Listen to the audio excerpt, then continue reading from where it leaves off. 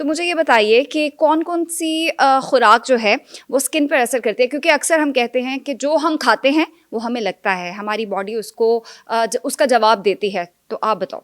اچھا، اسکن کی اگر ہم بات کریں، اگر آپ کی ڈائٹ میں کسی بھی چیز کی ڈیفیشنسی ہے وہ آپ کی اسکن پہ کہیں نہ کہیں ریفلیکٹ ہوتا ہے.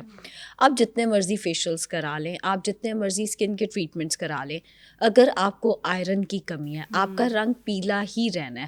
میرے پاس کلائنٹس آ کے کہیں گے اچھا ہم وائٹننگ انجیکشن لگوا لیں، اچھا ہم وائٹننگ ڈرپس لگوا لیں، اچھا ہم وائٹننگ کیپسولس کھا لیں، جو ایچ بی ہے جو کہ آپ کا آئرن سے ٹھیک ہونا ہے اس پہ کوئی کام نہیں کر رہا ہوتا، اور وہ کلائنٹ کی پرائورٹی بھی نہیں ہوتی. اچھا ہاں وہ ایچ بی تو لو ہے، وہ تو ہم ڈائٹ بہت کرتے ہیں نا، وہ لو ہی ٹھیک ہے، آئرن کا کیونکہ سپلیمنٹ جو باہر دکھ رہا ہوتا ہے اس پہ سارا فوکس ہے، جو اندر چل رہا ہے اس پہ تو ایگزیکٹلی، ہوتا اور ہی اس نہیں کو وہ ٹھیک کرنا بھی نہیں چاہتے. ہے. وہ 1,00,000 1,50,000 روپے کے وائٹنگ انجیکشنس لگوا لیں گے بٹ وہ آئرن کے سپلیمنٹ کی طرف نہیں آئیں گے. جتنا مرضی سمجھا لو کہ آئرن سپلیمنٹ سے ویٹ گین نہیں ہوتا، کلائنٹ کو لگتا ہے کہ آئرن سپلیمنٹس کھائیں گے کانسٹیپیشن ہو جائے گی، ویٹ گین ہو جائے گا، یہ نہیں کھانے پلیز.